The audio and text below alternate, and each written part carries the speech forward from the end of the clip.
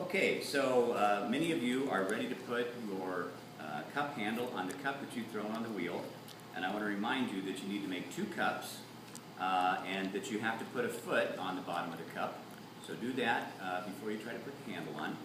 But my cup is leather hard, and I'm going to take a small piece of clay and I'm going to roll it out into the shape of a carrot. And so I'm going to lay it on the table and just work back and forth with the palm of my hand and taper it down on one end so it's smaller.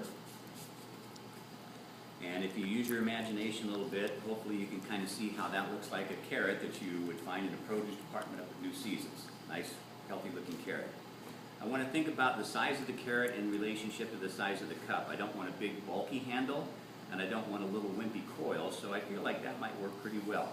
Now, the next step after you roll the carrot is to take the clay and flatten it down on the table. Just drop it firmly on one side, flip it over, and flatten it down the other way. And maybe flip it over again, and do that a couple of times, maybe 2 or 3 times, until you've got 2 flat sides on your round carrot.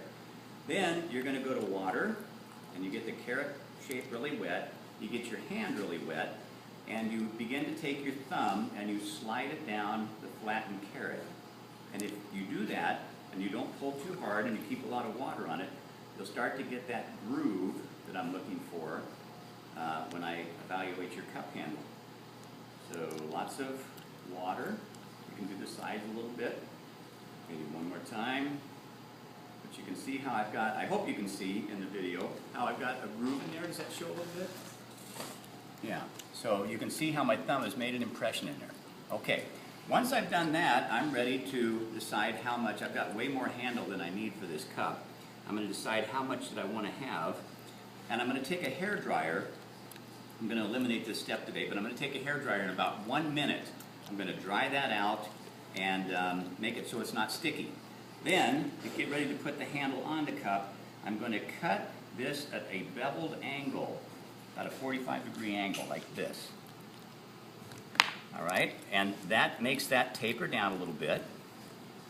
And then I'm going to come up to the cup and I'm going to fit that on. Now, I said the other day that I want your cup handle to lift up like an ear, and you can see that I'm trying to push that up so that it's not too droopy.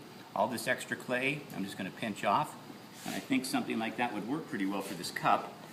Before I attach it, I'm going to score really well both places where it's attached.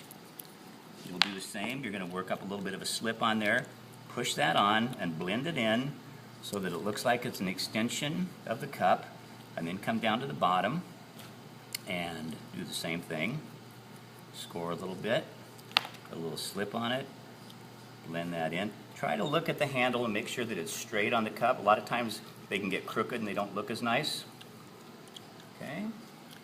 And then I would just take some time and I would blend that in and make it look, like I said, like it's an extension of the cup. And I think I could probably go with something like that from a cup handle. So follow those basic instructions and you should have good success putting the handle on your cup.